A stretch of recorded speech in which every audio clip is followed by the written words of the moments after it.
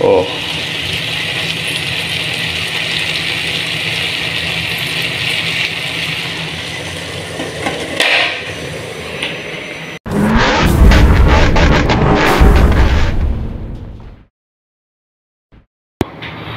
Ano, sa bahay ng boss ko.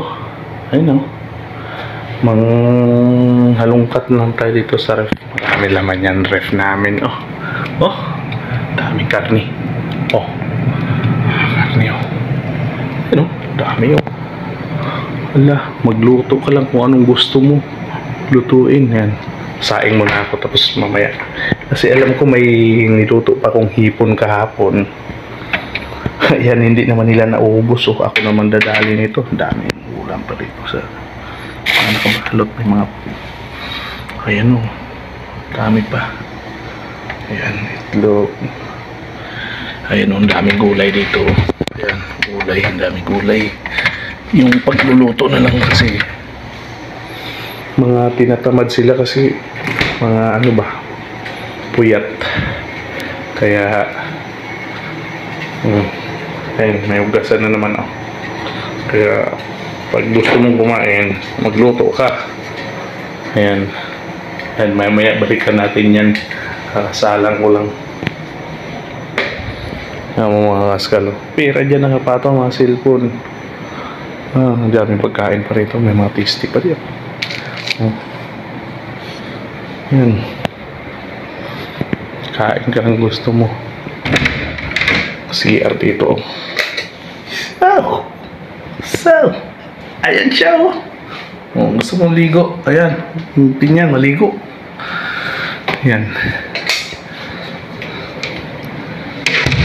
Yan, babalikan natin mamaya. Usok na siya. Usok na.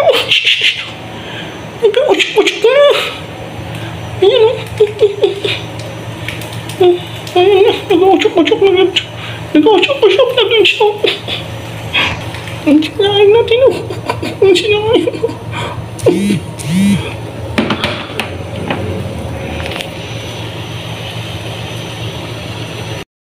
natin guys. Umuusok-usok pa guys. Umuusok-usok pa yan guys. Kanan guys. So ngayon guys, kauno na nato ni guys.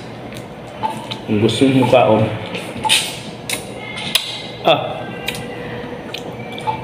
gusto mo kaon guys. Ito na ako.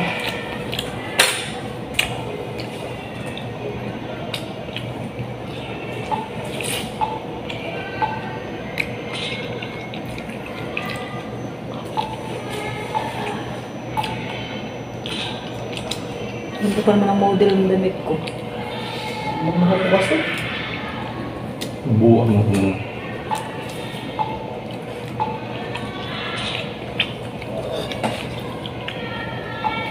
Kapan? Ayaw mo kumain? Kain, siyempre. Kumain ka na.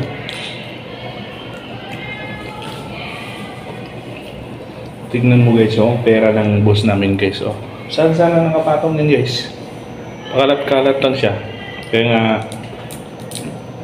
kailangan yung mga tao na mga pasok dito yung talagang hindi makati yung kamay.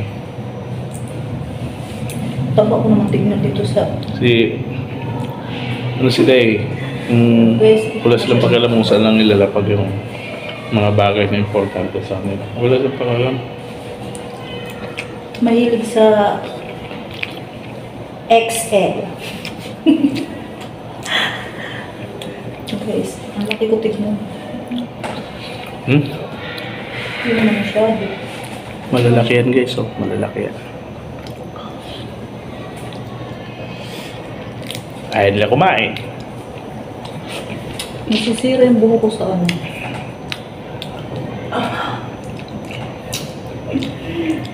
Yung hidban.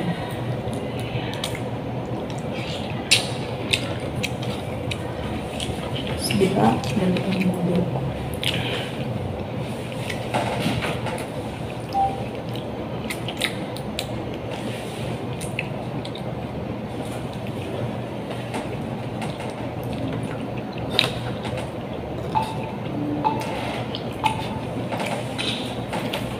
Kain ka rin.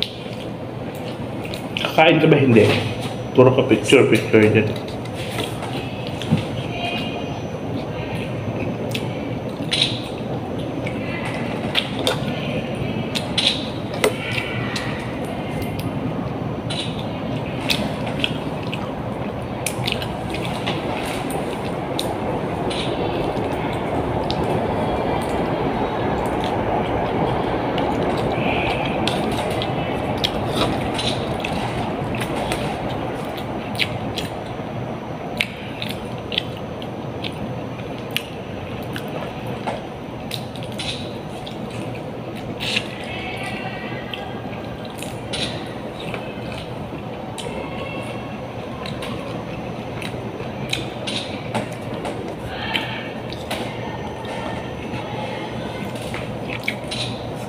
Two weeks pa ako dito sa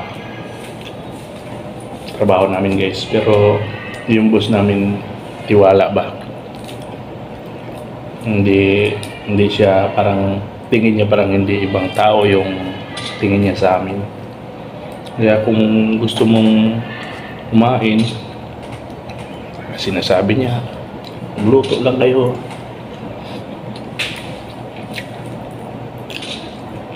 At mga kasama din namin dito, parang magkakapatid na rin, turingan.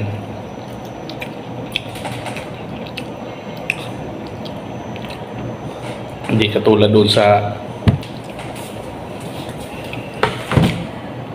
trabaho ko dati, daming sip-sip, parang linta.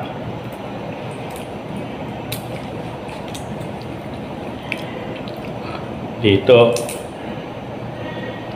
kahit mayayaman sila, dahil wala silang, hindi sila masilan. Yan kasi importante guys eh, yung may tiwala sa'yo yung amo mo, saka ikaw din talagang ano ka rin, yung baga honest ka rin sa kanila, wala kang ginagawang masama, papagtiwalaan ka rin nila. Yan ang importante dyan, yung hindi, wag mong sirain yung tiwala nila sa'yo. Dito ka ba tagkamay ka? O siyempre, basta bubusog ako pag nagkakamay. Kala mo, okay dito. Kala mo dito pabutan.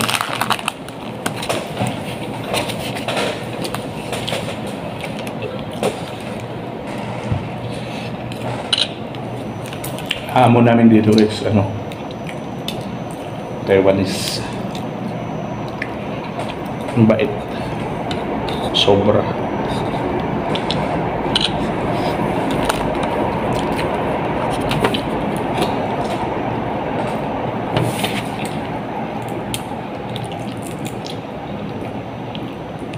Kakain ka ba? Hindi. Kain. Oh, kumain ka na.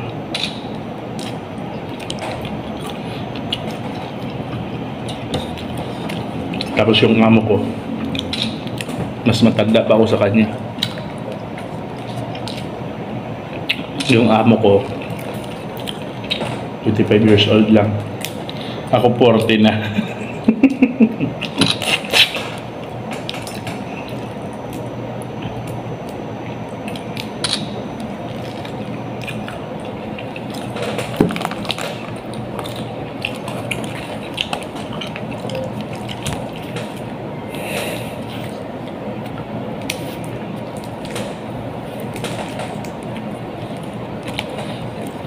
Ah, saan ang saging nakalagay? Nakailan na ako guys. Hindi naman nila kakainin na yan. Ano na yun? Sayang ang pizza. Tubig ba nasa taas? Kahapon, ang laki ng pizza na nilagay dito. Ang merienda namin. Ang laki. Dinarangan mo naman yung video ko. Ang laki ng nilagay dito pang merienda namin. Taka, hindi na uubos. Kala ko may merienda pa nila. Ang dami pa. Ang laki kasi. Ay, ngayon pagbalik namin kay tinapon lang pala yun. Sayang. Ganun pala sa mga Taiwanese guys. Pagka mga bahaw na sa kanila, hindi nila kain. Inano na, ibibigay, pamigay, kung hindi, kung walang kukuha, tatapon na nila. Kasi ang katuwiran nila, bakit mahirap ba tayo? Ganun yun, ganun sa kanila. Bumili ka ng panibagong pagkain, marami tayong pera, parang ganun ba? Kaya kami siyempre, mahirap kami. Nangihinayang lang ba pag nakikita mo yung ganun? Pero sinasabi sa amin kasi, pag once may naiiwan kang mga pagkain na hindi na nauubos, iuwi raw. Hindi ba namin nauwi? Ayun, tinapon, sayang.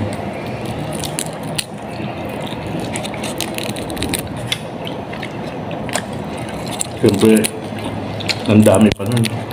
Mahihinayang ka.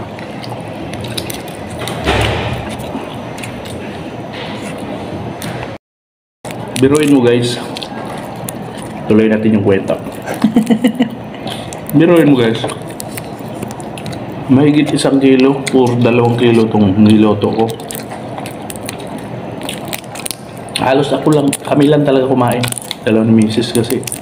Hindi sila mahilig yung ano. Yung oras mo makain.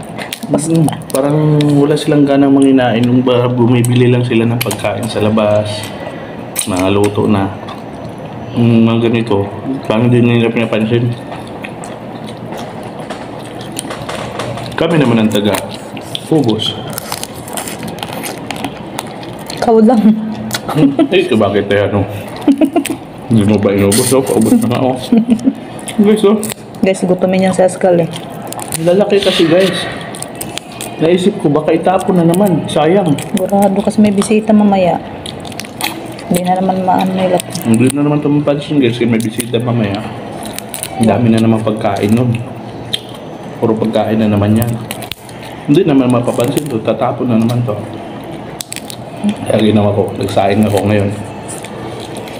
Kain, siyempre.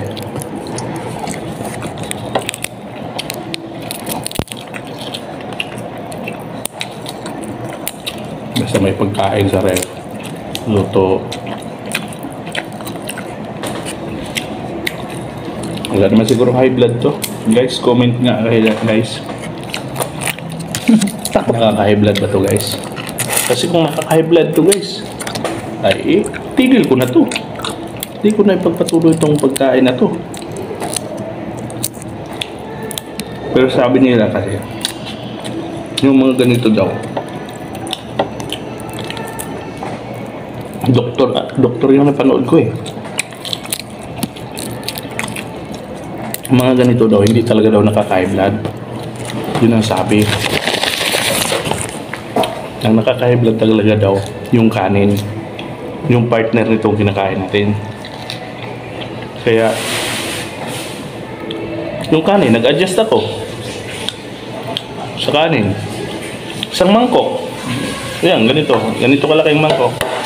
Nag-adjust na ako kasi dati isang planggana yung plato ko eh. Nag-adjust na ako ngayon sa mangkok. Hindi na ako ma-high blood nito. Yun lang ano ko, masasabi ko.